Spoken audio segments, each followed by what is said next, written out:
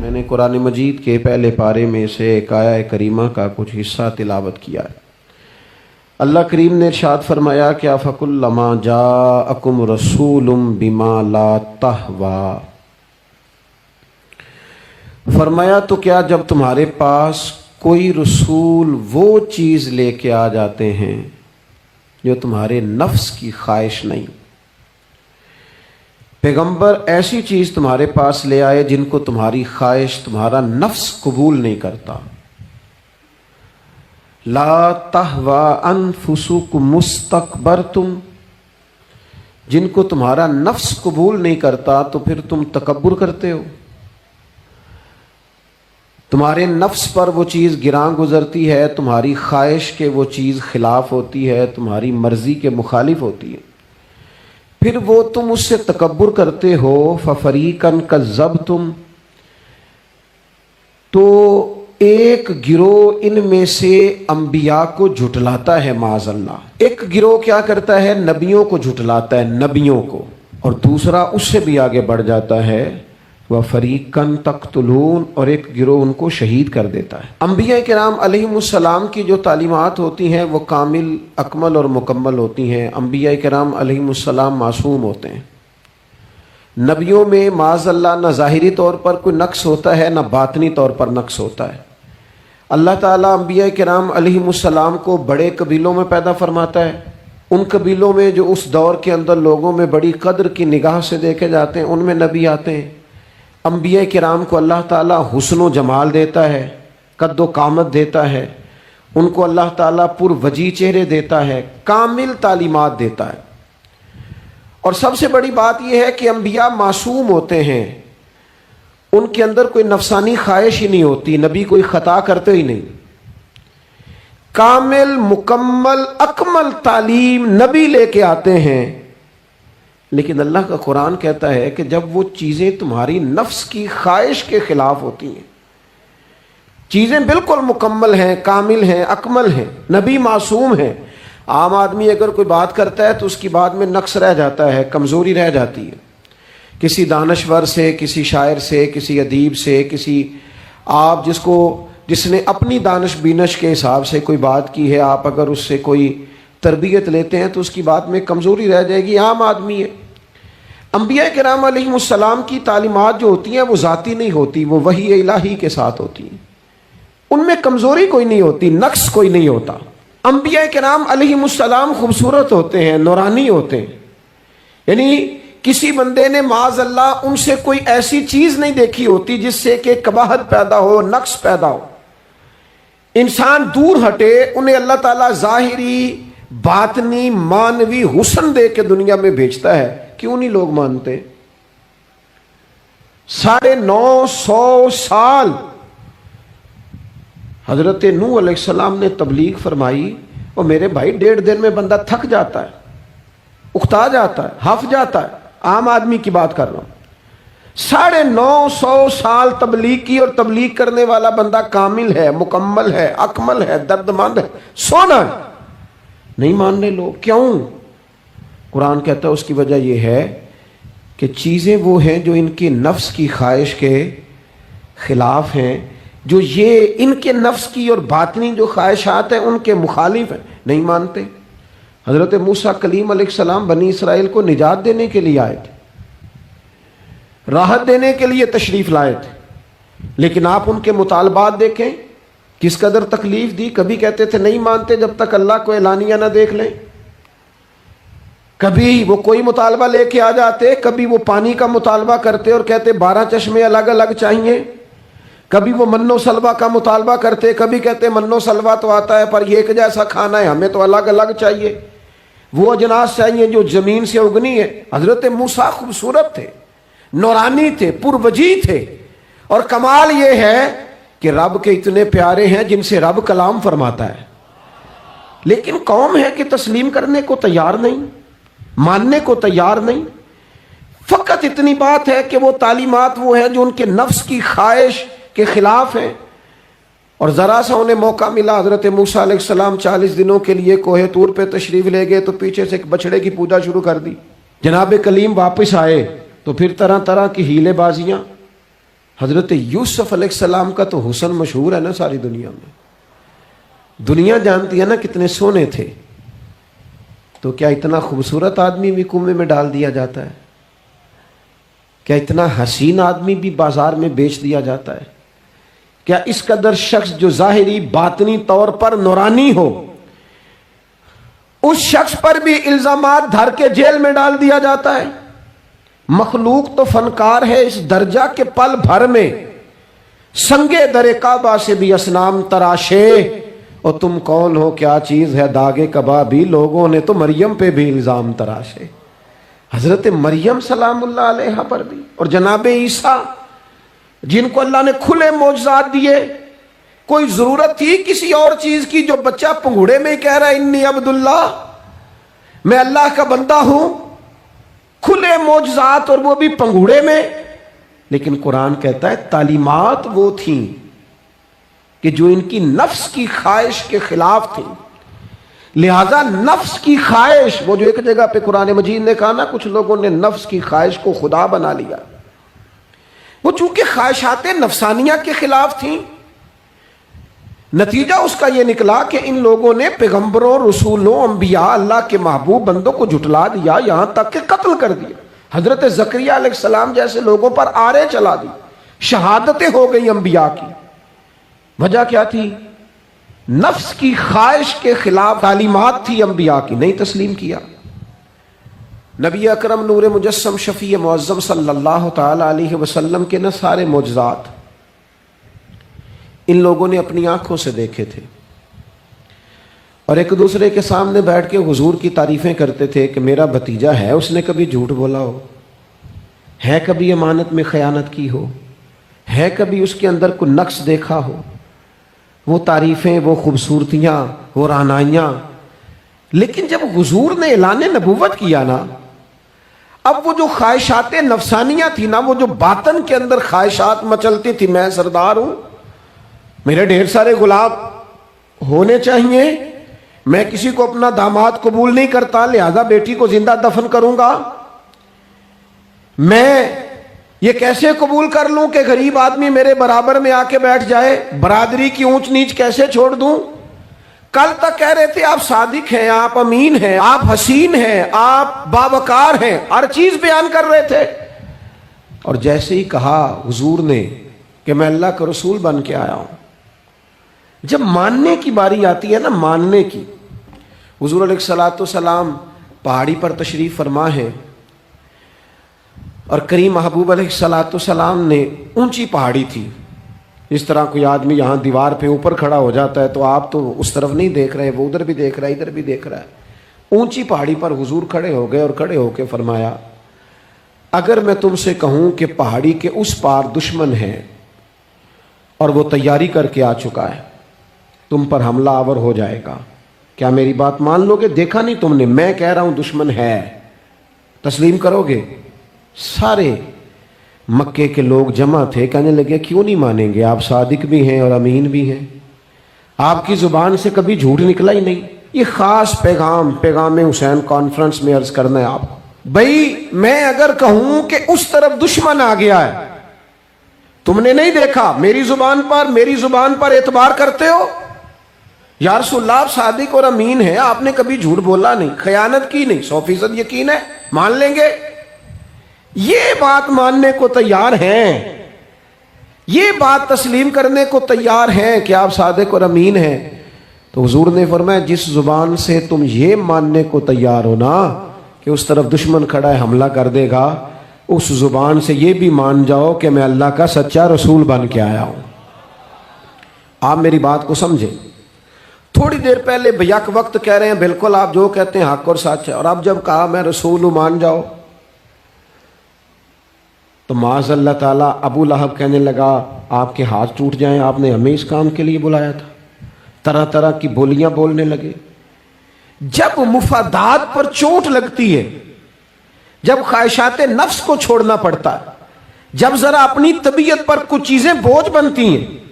میرے اصحاب قبلہ عالم فرمایا کرتے تھے ہمارے دشمن جب ہم پر تنقید کرتے ہیں تو کئی باتیں غلط بھی کرتے ہیں لیکن کچھ باتیں ٹھیک بھی ہوتی ہیں. بجائے اس کے کہ ہم اسی وقت اٹھ کے قبول کریں، تسلیم کریں کہ جناب یہ بات جو آپ نے کیا یہ بالکل ٹھیک ہے، میں کھلے دل سے اس کو قبول کرتا ہوں. اتنی جرت کون کرے؟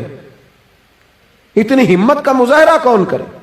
وہ چیزیں جو ہمارے نفس کی خواہش کے خلاف ہوتی ہیں ہم قبول کرنے کو تیار ہی نہیں ہوتے. لیکن جو مزاج دین ہمیں عطا کرتا ہے، وہ دین ہمیں یہ عطا کرتا ہے کہ جب تم یہ دیکھو نا کہ بات جو ہو رہی ہے وہ بات ٹھیک ہے، اگرچہ میرے مفادات کی بھی خلاف ہے، اگرچہ میرے نفس کی خواہش کے بھی خلاف ہے، اگرچہ میری سرداری کے بھی خلاف، ہو سکتا ہے میرا مالی نقصان بھی ہو، لیکن چونکہ ٹھیک ہے لہذا مجھے قبول کر لینی چاہیے. یہ جرت پیدا کریں اپنے دل کے اندر، یہ طاقت پیدا کریں. یہ آج کا پیغام ہے. آپ دیکھیے حضرت فاروق اعظم رضی اللہ تعالیٰ عنہ نے مسئلہ بیان کیا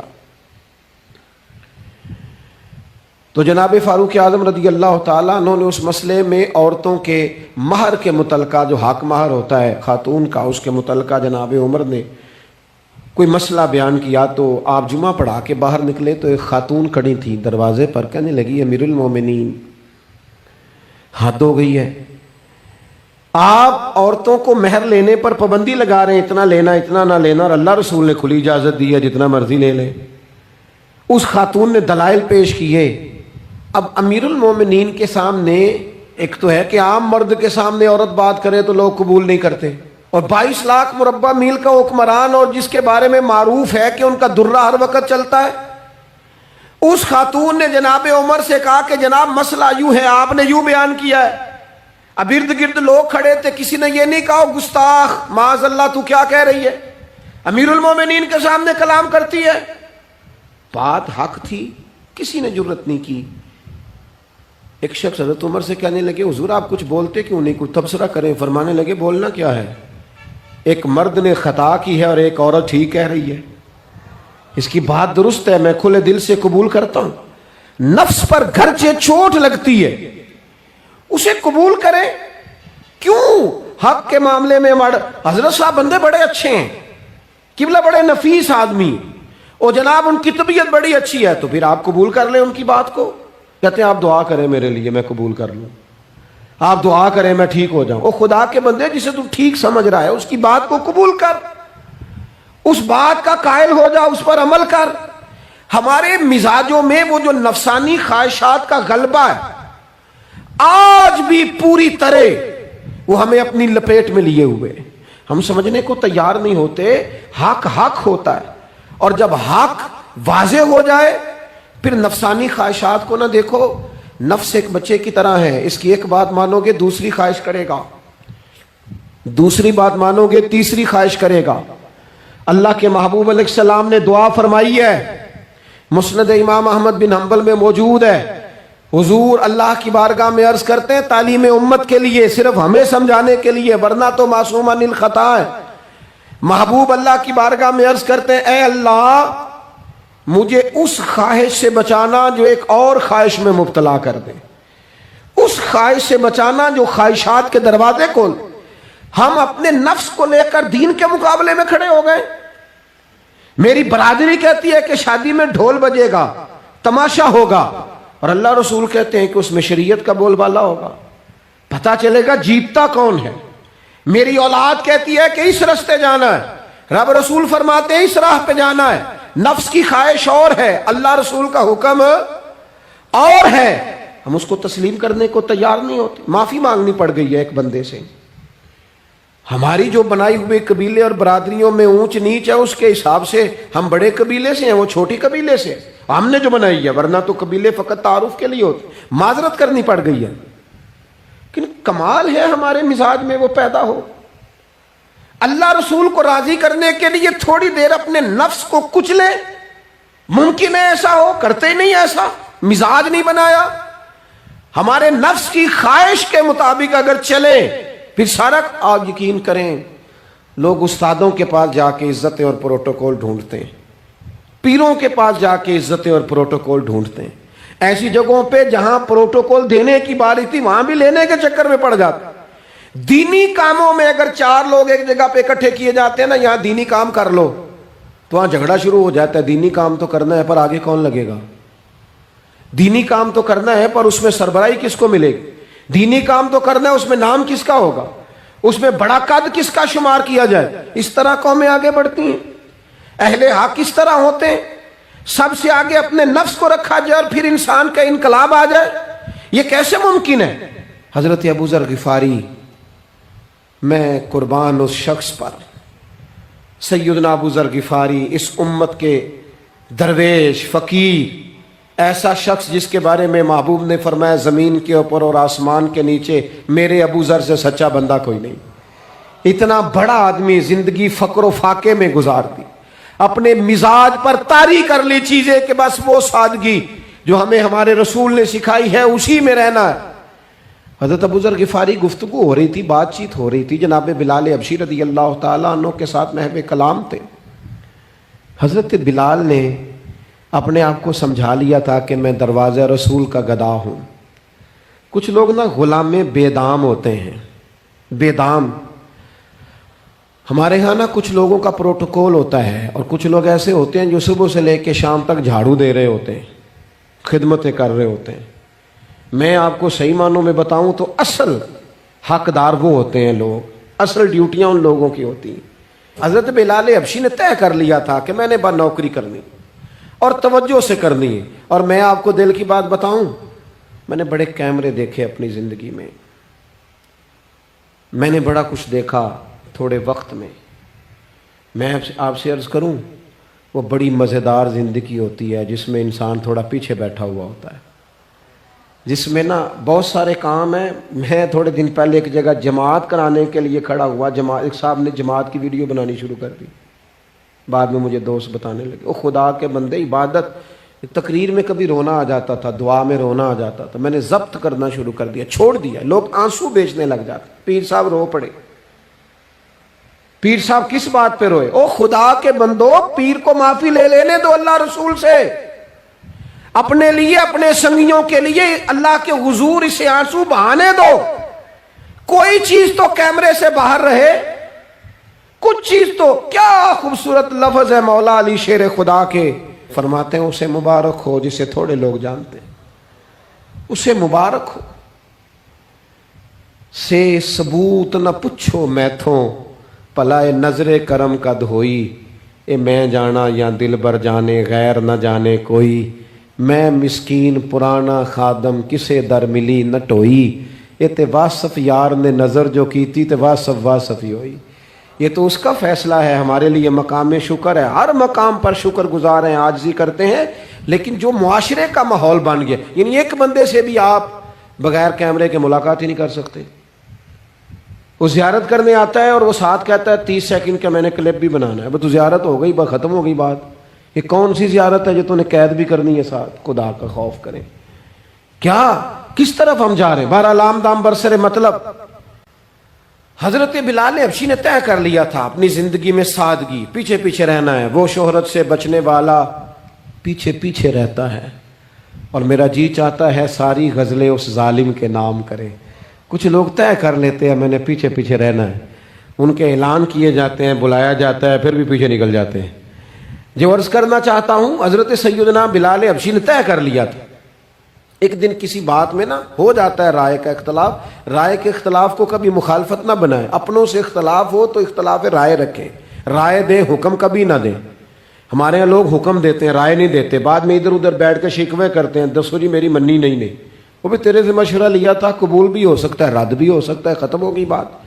کسی بات میں جناب ابو ذر غفاری کا اور حضرت بلال حبشی کا رائے کا اختلاف ہو گیا۔ اب حضرت بلال حبشی غلام ہے، جناب ابو ذر بڑے قبیلے سے، تو جناب ابو ذر غفاری نے بات کرتے کرتے حضرت بلال کو کہہ دیا، او ابشن کے بیٹے، تھے بھی وہ ابشن کے بیٹے، لیکن حضرت بلال کے دل کو تکلیف ہوئی۔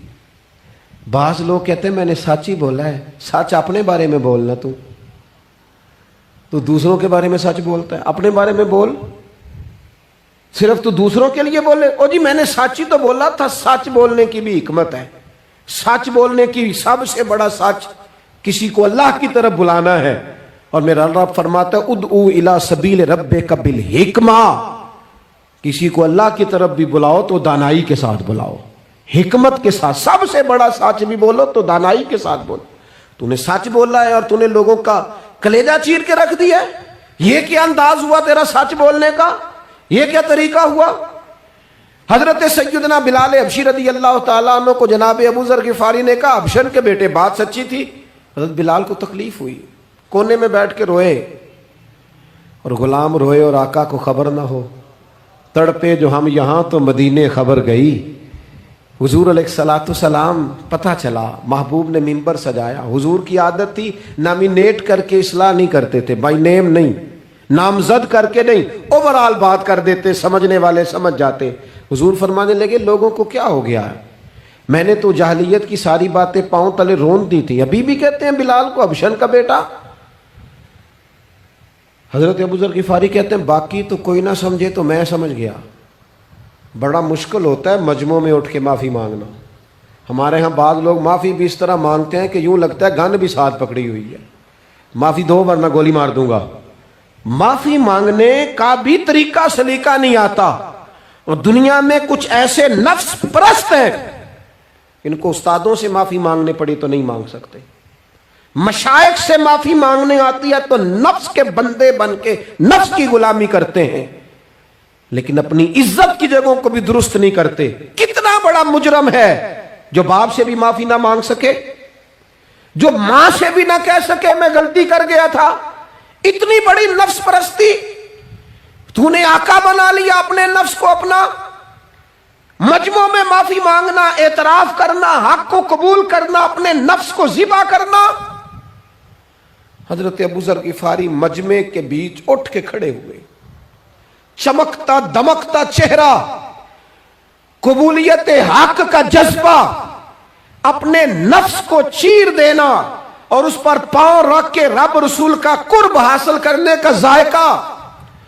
جناب ابو ذر غفاری حضرت بلال کے قریب گئے اور پھر ان کے سامنے لیٹ گئے, رو کے کہنے لگے ابشن کے بیٹے اٹھا اپنا پیر اور رکھ میرے سینے پہ. میں اس قوم کو بتانا چاہتا ہوں کہ تھا تو حبشن کا بیٹا, پر جب سے مدینے والے کا کلمہ پڑا ہے کائنات میں عزت والا ہو گیا ہے.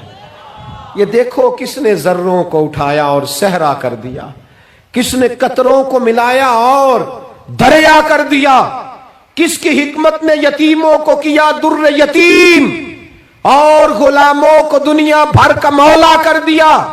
ہمارا نفس کی خواہش بچی, رشتے نہیں بچے. ہمارے نفس کی خواہش بچی, تعلقات نہیں بچے. نفس کی خواہشیں بچی, ہمارے اپنے نہیں بچے. نفس کی خواہشیں بچی, مال جمع ہوا, دیانتداری نہیں بچی, وعدوں کی پابندی نہیں بچی, تجوریاں بھر گئیں, روحیں اجڑ گئیں. بددیانتی سے رزق حرام سے کمایا ہوا مال, کاریں کوٹھیاں بنگلے بن گئے, باطن اجڑ گیا. اس لیے کہ نفس کی خواہش پوری کی. نفس کے سامنے اگر انبیاء کی بھی تعلیمات آئیں, لوگوں نے تکبر کیا, قتل تک کر دیا نبیوں کو, لیکن اپنے نفس کی خواہش کے خلاف جانے کو تیار نہ ہوئے. خدا را واپس آ جاؤ, خدا را. وقت آیا, یہ وقت بدلتا رہا, یہ دور تبدیل ہوتا رہا. لوگوں نے اپنی بادشاہیاں قائم کرنے کے لیے بڑے بڑے قتل کیے. ہلاکو خان نے انسانی کھوپڑیوں کے مینار بنائے.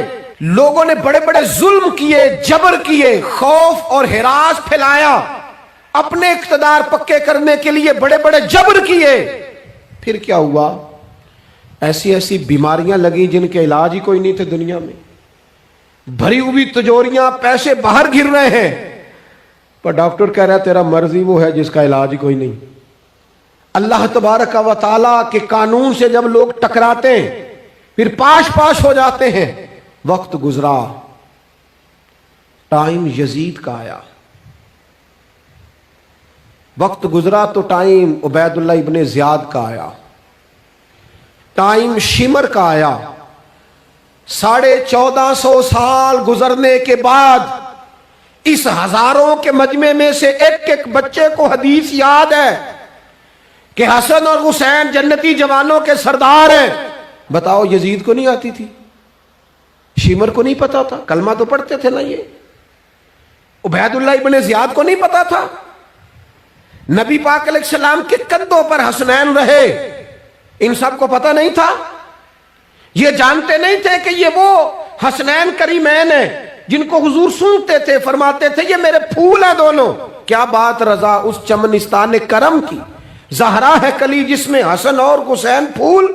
آج 1450 سال گزرنے کے بعد امت کو حدیث آتی ہے کہ نبی پاک علیہ السلام نے فرمایا جس نے حسن اور حسین سے پیار کیا اس نے مجھ سے پیار کیا، جس نے ان سے بغض رکھا اس نے مجھ سے بغض رکھا۔ کلمہ پڑھتے تھے، مسلمان کہلاتے تھے۔ 10 محرم کو جمعے کا دن تھا، امام حسین امامہ باندھ کے گھوڑے پر بیٹھ کر خطبہ دینے لگے تو ایک شخص اندر سے بول کے کہنے لگا حسین تقریر لمبی نہ کر، ہمارا جمعہ لیٹ ہو رہا ہے۔ بلے و نمازیوں، سامنے وہ شخصیت کھڑی ہے جس پر ابھی درود پڑھیں گے نماز میں، اللہم صلی علی محمد وعلی، ابھی درود پڑھیں گے حسین ابن علی پر، ابھی شہید کر کے ابھی درود پڑھیں گے، وہ سامنے کھڑے۔ اور امام حسین کا ایک جملہ تاریخ نے یوں لکھا ہے کہ شاید ریت کے ذرے بھی تڑپ گئے۔ امام علی مقام فرمانے لگے مجھے غور سے دیکھو، تمہیں پتہ ہے میں کون ہوں؟ تم جانتے ہو میں کون ہوں؟ نبی پاک نے فرمایا تھا یہ حسن اور حسین میرے بیٹے ہیں کیونکہ میری بیٹی کے بیٹے۔ تمہیں پتہ ہے میں کون ہوں؟ سامنے امام حسین کھڑے، فرمایا مجھے جانتے ہو؟ اور امام علی مقام فرمانے لگے میں تمہارے نبی کا نواسا ہوں، اور آج کے بعد تمہیں کسی نبی کا کوئی نواسا نہیں ملے گا، کیونکہ نبی پاک آخری نبی ہیں، اور جب حضور کے بعد کوئی نبی نہیں آئے گا تو کسی نبی کی اولاد کیسے ہوگی؟ تمہیں آج کے بعد کسی نبی کے نواسے کی زیارت نہیں ملے گی۔ میں کیسے آپ سے یہ بات آپ کو عرض کروں کہ سامنے حسین ابن علی بھی ہوں تو لوگ نفس کی خواہشیں پوری کرتے ہیں، لوگ اپنی کرسیاں پکی کرتے ہیں، لوگ گورنریاں پکی کرتے رہے، لوگ گڈ بک میں جانے کے لیے ایک دوسرے کو شاباشیاں دیتے رہے، جشن ہوتا رہا۔ سب سے پہلے ایک شخص نے امام حسین کا قافلہ روکا تھا، اس کا نام حور بن یزید تھا، سب سے پہلے اس نے روکا تھا۔ وہ ایک لشکر کا سپہ سالار تھا۔ جب امام حسین رضی اللہ تعالیٰ عنہ نے خطبہ پڑھا نا تو حور یزیدی فوج میں تھا، واپس گیا اور عبید اللہ ابن زیاد سے جا کے کہنے لگا، یا جو بھی وہاں لوگ موجود تھے یزیدی فوج کے، ان سے کہنے لگا تم نے تو کہا تھا کہ صرف راستہ روکنا ہے، تم نے تو کہا تھا کہ صرف ان سے کچھ منوانا ہے، تم نے تو جب مجھے بھیجا تھا تو کہا تھا کہ بس تھوڑے معاملات ہیں۔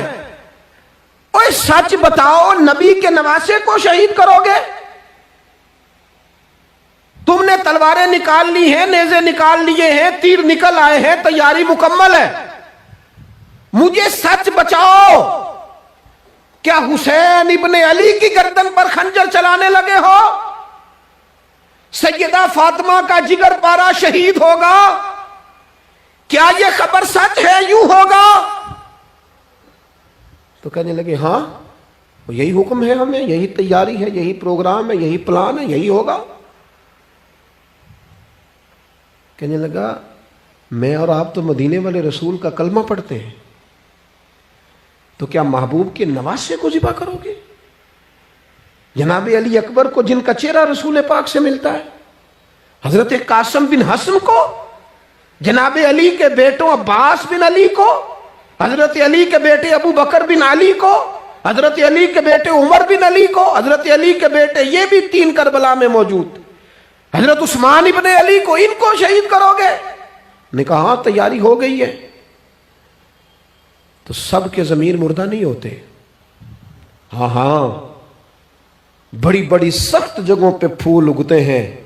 حر نے جب ان سے کہا کہ تمہارا پکا ارادہ ہے، کہا پکا ارادہ ہے، تو اس نے کہا یہ زیرہ پکڑو، یہ عہدہ پکڑو، مجھے تمہارا دیا ہوا عہدہ نہیں چاہیے، حسین کے نانا کی دی ہوئی جنت درکار ہے، یہ رکھو اپنے پاس، مجھے تمہارا۔ ایڑی لگائی اس نے اور دوڑا اور امام حسین کے قدموں میں گیا، کہنے لگا حضور میں مجرم ہوں، میں خطا کار ہوں، میں نے سب سے پہلے آپ کو روکا تھا، پر مجھے قسم ہے اللہ کی، میں جانتا نہیں تھا ان کا ارادہ کیا ہے. حضور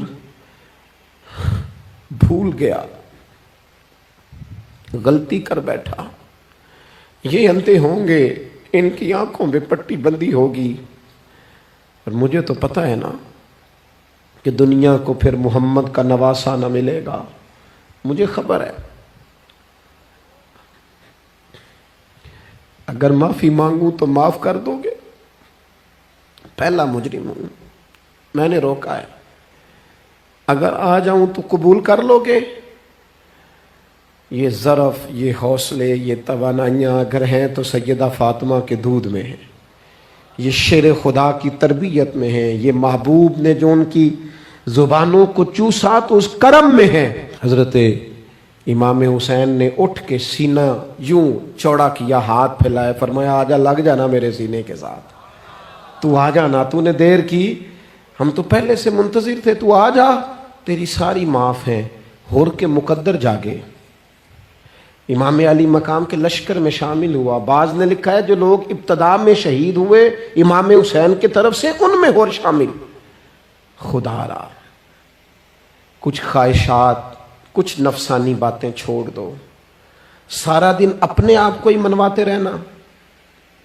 اپنی ضد کے سامنے لوگ بڑے بڑے ادارے تباہ کر دیتے، بڑی بڑی جماعتیں تباہ ہو گئیں، بڑے بڑے آستانے خیر کے ٹوٹ گئے، لیکن ہماری انا، ہماری ضد، ہمارا تکبر، ہماری اپنے لیے خواہشات یہ ختم نہ ہو سکیں.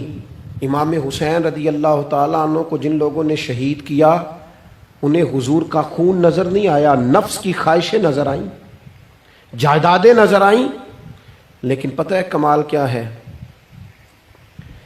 ہمیشہ جو لوگ حق قبول کرتے ہیں نا، اللہ تعالیٰ انہیں یہ عزت عطا کرتا ہے. دو چار باتیں میری ضرور لے کے جانا. یہی لنگر ہے آج پیغام حسین کانفرنس کا. دیکھو آپ کے والد آپ کو جو سمجھاتے ہیں وہ ٹھیک ہے، یا جو آپ کہہ رہے ہیں وہ ٹھیک ہے؟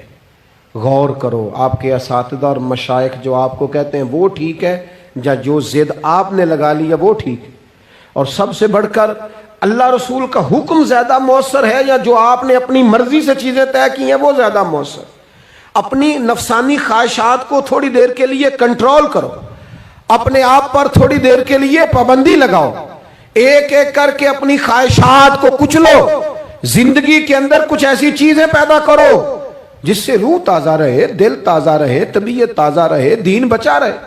جتنی طلاقیں ہوتی ہیں نا معاشرے میں، ہم سے اگر دن میں 100 لوگ مسئلہ پوچھتے ہیں تو 95 طلاق والے ہوتے ہیں، سوائے اس کے کہ نہ میاں ہارنے کو تیار تھا نہ بیوی ہارنے کو تیار تھی، بالآخر رشتہ ہی ہارا. دونوں کے ہوتے ہوئے بچے یتیموں جیسی زندگی گزارنے لگے. تھوڑی دیر کے لیے لوگ چپ نہیں کیے، سارا کچھ ختم کر لیا. اپنی مزاج کے اندر، اپنی طبیعت کے اندر تحمل پیدا کرو. بردباری، میں ایک دفعہ بہت پریشان تھا، حالات کچھ عجیب رخ اختیار کر گئے، بہت پریشان تھا. تو میں ایک بزرگ کی خدمت میں حاضر ہوا، میں نے کہا دعا فرمائیے گا. تو مجھے کہنے لگے سیدہ زینب کی سیرت پڑھو. تو میں نے پہلے دن آ کے کتاب کھولی نا، تو دربار دمشق میں جو جناب زینب نے کلام فرمایا نا، انسان ٹوٹ جاتا ہے. لیکن انسان حق پہ ہو کہ اگر گلا بھی کٹا لینا تو اس کا مزاج طاقتور رہتا ہے، روح طاقتور رہتی ہے، اسے محسوس ہوتا ہے کہ میں کمزور نہیں پڑا. یزید نے جب کوئی بات کی نا دمشق کے دربار میں، تو حضرت زینب پیچھے بیٹھی تھی پردے کے لوگوں کے درمیان. اس نے جب کوئی بات کی تو جناب زینب وہاں سے اٹھ کے، ہماری خواتین ہر بات پہ روتی ہیں، دو کہیں کہ ختم ہی نہیں ہوتے. جناب زینب پیچھے سے اٹھیں پردے کے پیچھے سے، اور جب اپنی گرجدار آواز میں انہوں نے گفتگو شروع کی تو وہاں ایک نابینا بزرگ بیٹھے تھے جو مولا علی شیر خدا کی بارگاہ میں حاضری دیا کرتے تھے. جب سیدہ زینب نے خطبہ شروع کیا نا تو وہ بزرگ چونک گئے، اور وہ نابینا تھے تو ساتھ والے آدمی کا گھٹنا ہلا کے کہنے لگے علی آ گئے دربار میں. علی کی آواز ہے، علی بول رہے ہیں دربار دمشق میں. وہ زینب کا خطاب منبر پہ علی بول رہے ہوں جیسے. علی آ گئے، وہ گرج آواز میں، وہ تنتنا، وہ دبدبا، وہ وفاداری، وہ ان کی بات میں صداقت، کانپ گئی ہر چیز دربار کی۔ اور امام زین العابدین بیمار بھی تھے، مسافر بھی تھے، پریشان بھی تھے، لیکن جب یزید سے انہوں نے کہا نا مجھے خطبہ دینے دے، تو چند منٹ گفتگو کی امام زین العابدین نے، تو کہنے لگا اذان پڑھو جماعت کرائیں، اس لیے کہ ان کی باتوں میں وہ حق ہوتا ہے۔ میں دیکھتا ہوں ہماری سب کی اپنی اپنی خواہشیں ہیں، اپنے اپنے رویے ہیں، اپنا اپنا مزاج ہے۔ اگر لوگوں کو کسی جگہ بھی ملک کی ملی اور دینی پروگرام کے لیے جمع ہونے کو کہا جائے، ہم تیار نہیں۔ کیا کیا جاتا ہے ہمارے ساتھ؟ ہمارے ضمیر اس لیے خریدے جاتے ہیں کہ ہم خواہشات کے بندے ہیں۔ الگ الگ کر کے کسی کو کہا جاتا ہے تیرا کاروبار چمک جائے گا، کسی کو کہا جاتا ہے تیرا وہ نظام ٹھیک ہو جائے گا، الگ الگ کر کے لوگوں کو خرید لیا جاتا ہے۔ لیکن اگر خواہشات تھوڑی ہوں، اللہ کی رضا پر چلنے کا جذبہ زیادہ ہو، تو میرے عزیز زندگی آسان ہو جائے گی۔ میں تو امام علی مقام رضی اللہ تعالیٰ عنہ اور یزید کے معاملے میں ایک ہی بات سمجھا ہوں، سب کو پتا تھا یہ حسین ابن علی، سب کو پتا تھا حق ان کے ساتھ ہے، سب جانتے تھے ان سے زیادہ عظمت کسی کی نہیں، لیکن اپنے نفس کی خواہشوں پر کنٹرول نہیں کر سکے۔ پوری امت کا اس وقت مسئلہ ضروریات کا نہیں، خواہشات کا ہے۔ 2 قدم پیچھے ہٹیں خواہشوں کے لیے، 4 قدم آگے بڑھیں دین کے لیے۔ 2 قدم پیچھے ہٹیں اپنی خواہشات کو چھوڑیں، 4 قدم آگے بڑھیں ملک کے لیے، ملت کے لیے۔ 2 قدم پیچھے ہٹیں اپنی خواہشات کو چھوڑیں، 4 قدم آگے بڑھیں نظریے کے لیے اور فکر کے لیے اور امام حسین کے پیغام کے لیے۔ آج میں آپ سے گزارش کروں گا، اگر انا بچاؤ گے تو روحانیت نہیں بچے گی، اگر نام بناؤ گے تو کام نہیں ہوگا۔ فاضل بریلوی نے کہا تھا بے نشانوں کا نشان مٹتا نہیں، ہمارا تو مٹتے مٹتے بھی نام ہو ہی جائے گا۔